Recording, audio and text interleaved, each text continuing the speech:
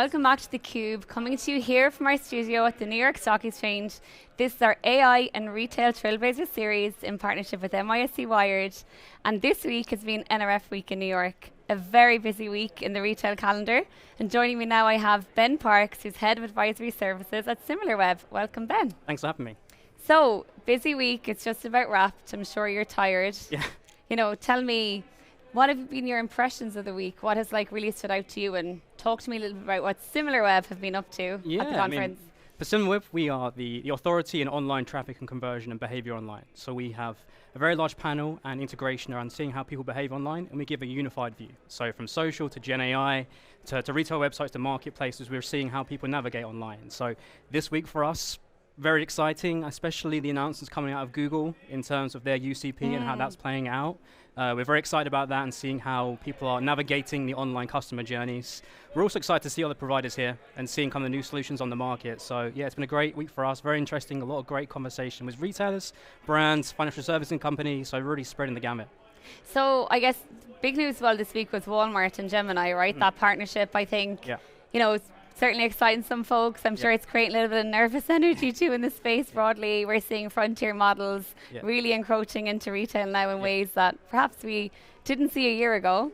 But you know, talk to me a little bit about the advisory services. Like, it seems as though it's all about data, real-time data, understanding customer journeys in a way and at a level we've probably never been able to do before. You know, what's really changing and shifting on the advisory side of the business? Yeah, we're trying to understand customer journeys and how people behave online. And many of our clients are hearing AI, hearing GenAI, hearing all these buzzwords, and they're being tasked with, what do we do about this? Are we falling behind? Is our competition winning? And where we play in Similarweb is really understanding the full customer journeys from real behavior. So when you talk about the advancements this year with Walmart and Gemini, seeing the actual change in behavior is where we really excel. So we're really excited to see what that happens to customer journeys. Because one of the big things we saw in 2025 was there was AI being built on retailer sites. Sparky, Rufus. There was AI being built in terms of retail perspective in ChatGPT, Gemini, and both of them have a shopping element, but they're two ends of the funnel. One of them is about discovery, which is in ChatGPT, Gemini. The other one is more about conversion, Sparky and Rufus. What happened this week was this tunnel went, so we're really excited about seeing how this shrinks and the changes that have to consumer behavior. You know, we heard a lot this week. We had folks in talking about all aspects of retail, right? But agentic commerce was a theme that came up time and time again. You know, talk to me a little bit about how you're seeing that play out, you know, on your side of the business, right? Is it still somewhat of a hypothetical concept, you know, a dream or, you know, a fever dream for some perhaps? You know, what's actually, you know, what do you think when you hear terms like that? So, super exciting to start off with. I think the consumer getting there will take a bit of time, but 2025 is the year of research, people getting comfortable with platforms. 2026 is the year that people embrace it for actually making purchases. So some insights we see at Similarweb is that referral traffic from ChatGPT, for example, typically 34% of the retail goes to Walmart, right? They're really winning in that space. But in terms of Walmart's total traffic, it's a percentage point. When you look at full online customer journeys and really their behavior, people are researching in these platforms, then within a 3-hour time window making purchases. When you look at that, the actual number is like 5 times higher. So people are already kind of doing it themselves. Can we streamline that journey of agentic commerce? I think it'll get there. Will it be embraced fully in 2026? It's to be seen, but it's definitely exciting for the industry. And do you think we're going to be in a space whereby agents will be shopping for us? How do you think, as an average consumer, we'll really see the opportunity and the utility of agentic commerce? Like, what does it look like to you?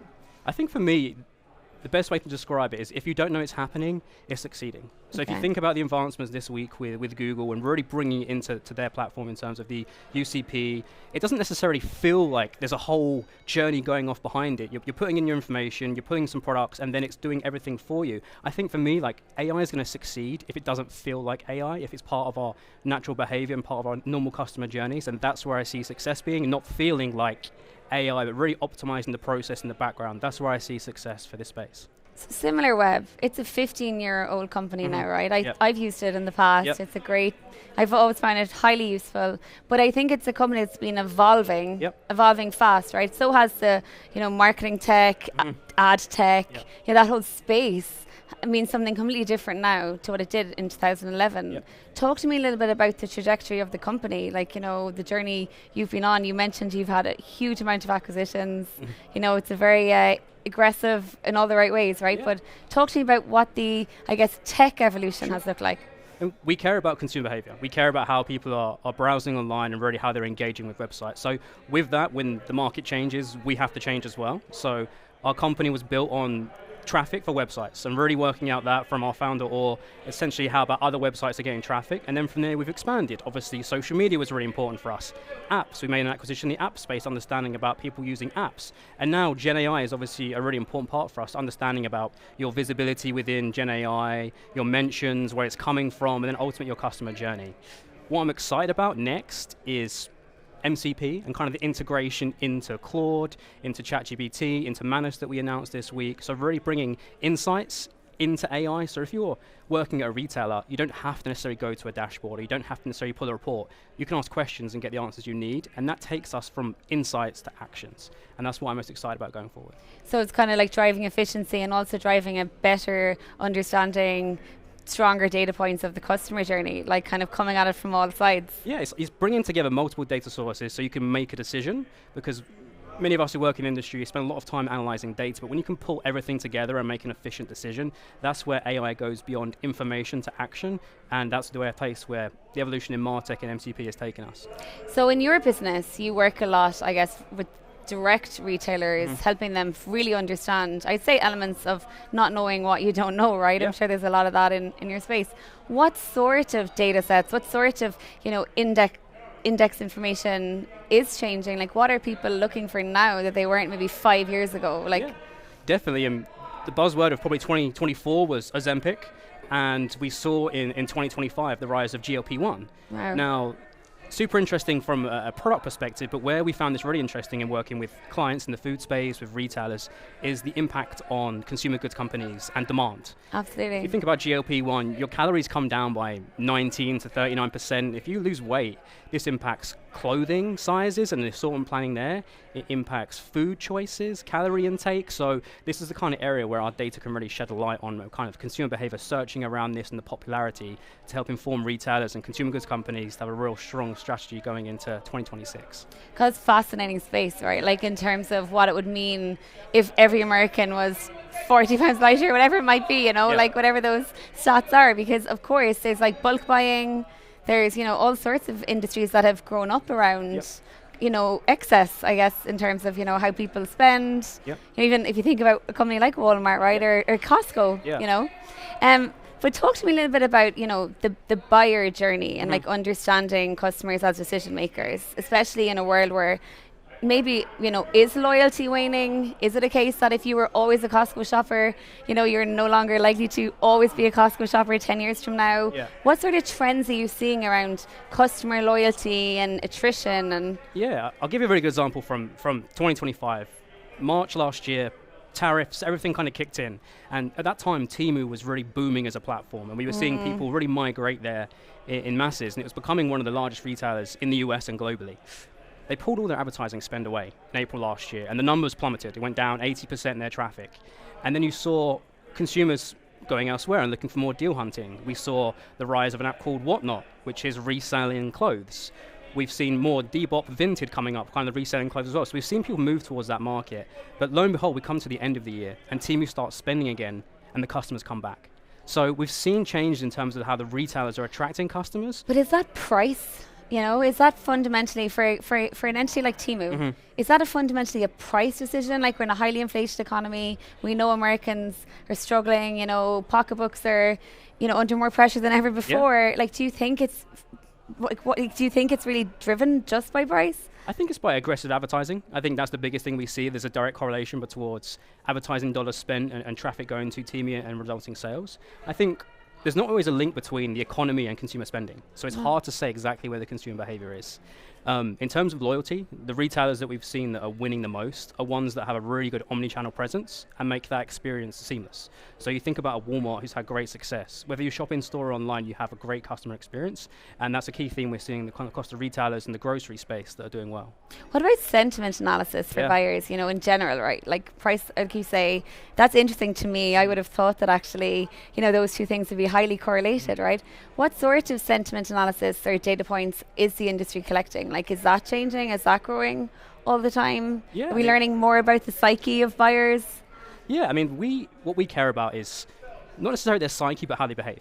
So for us, people ask us about mapping out demographics, but I really care about audience profiles. I care about what people who are like this go and do, and that's kind of where at Similarweb we really care about those customer journeys, because we're not too bothered about the person behind the journey.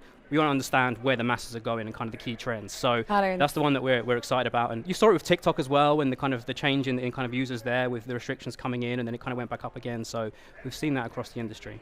I mean, one thing that was very clear to us this week is like every retailer now is a tech data-led company, right? And if you're not, God will be tied to you, I guess, in some respects.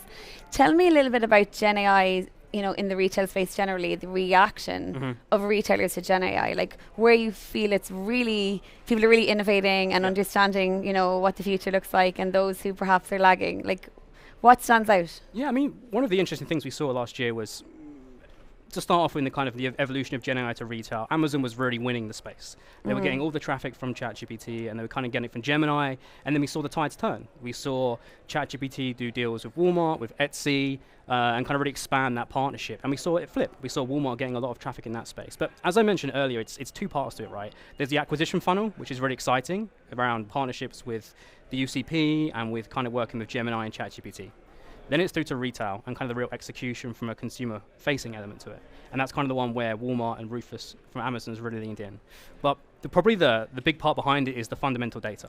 And it's underneath it, the efficiencies that AI is driving. And this is many years in the making. It's not kind of like what we see with the AI platforms, like the efficiencies in supply chain, in managing of products, the data we provide them, how they manage that into their forecasting. That's the area where it's really going to make these companies money in the longer term, is underlying AI into their core capabilities as they run their business. Speaking of making money in the longer term, there's been a lot of speculative talk around whether or not these LLMs, these large frontier models in particular, Gemini, ChatGPT, Perplexity, are going to become ad models, right? They're going to start accepting, or have to. I mean, all we hear all the time is how expensive they are, right? That the input-output, like from a revenue perspective, is enormous from, in terms of the discrepancy of spend. What are your thoughts like? Do you think that's, very soon to be?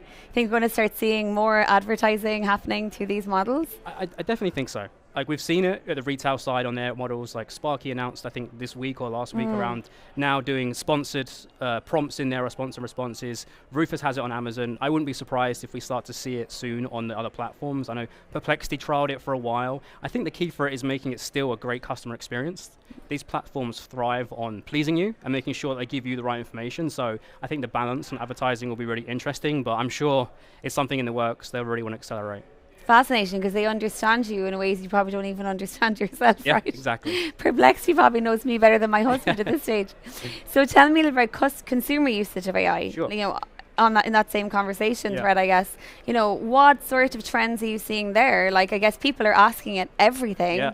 Everything from, should I, send my kid to the school, to should I get a divorce, to should I buy this dress, right? It's crazy, really, when you think about the time span by which we've become so dependent on it. But what are you seeing, and what sort of, when you talk to your large customers, what are they looking to, really understand about their buyer personas? Yeah, I mean, it's staggering how much people want to put into these devices and kind of share about themselves. Like, we saw some changes last week in healthcare around how OpenAI was going into that space. We see it in travel. We see people planning trips, which is a big usage in things like ChatGPT. We see people buying electronics. Let's say that if you look at the categories in retail, the most prevalent one within platforms for purchase is electronics, naturally, and food is quite a lot further below that, as you can imagine, different customer journeys. Retailers are trying to get their head around what people are using it for. Like, is it for buying a product? Is it for how to fix my product? Is it where to find my product? And that's the kind of area that we're supporting retailers to understand. Because if you look at the prompts in electronics, for example, there's a lot of troubleshooting.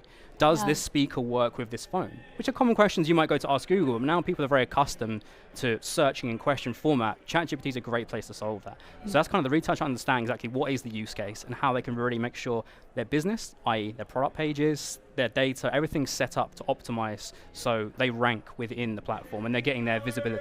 I mean, it's an excellent line one, right, in some respects. Like, I use it all the time for just troubleshooting kids' toys for Christmas, you know, small things. But, you know, when we talk a little bit about the context to buying, right, which is a big part of understanding buyer journeys, and we hear about context and context graphs. Like, I don't know if you've seen some of the stuff that's been released even just, you know, since Christmas in the space. It's really impressive stuff in enterprise. We don't hear a lot about it though in retail, right? Like understanding, you know, the context to, you know, for example, I want to book a trip, right? I need an LLM that knows where I like to go, what sort of place I like to stay, you know, that I like rooms close to the elevator because I'm lazy, you know, whatever it might be, right? And right now, I guess those kind of, again, like modular segments of understanding different parts of the journey are not really connected. Do you see, you know, that as something that is like, you know, again, light years away, or like what are your thoughts on how the connected journey will impact the retail space from a context perspective? Yeah, I think as the retailers forge partnerships with companies in this space, there's going to be more understanding, sharing, kind of really mapping that out. So I think that still will start to get bridged. I think that's an area where we see it. We kind of see the full journey around understanding around how people are behaving on it and then where they go next. If I think about it for myself, I booked a baby moon recently. So my son came along. We booked a trip. Congrats. Thank you. And we used ChatGPT for it. And I didn't even mention I had a son, but I'd obviously mentioned it previously, and it recommended the best baby hotel within 4 hours. So it has that context behind. And I think in retail, that's going to be really interesting as well, because if it knows your dietary restrictions, it knows exactly what you like, it can then really recommend against products you like. Think about spend as well. If it knows you go towards cheaper price point products, is it going to recommend something that's higher price point? That's the other areas that could get very interesting around the context, like you mentioned behind it. Wow, interesting. Well, listen, Ben, tell us, what's ahead for you? I'm sure the year will fly by and be back here at the Javits Centre again.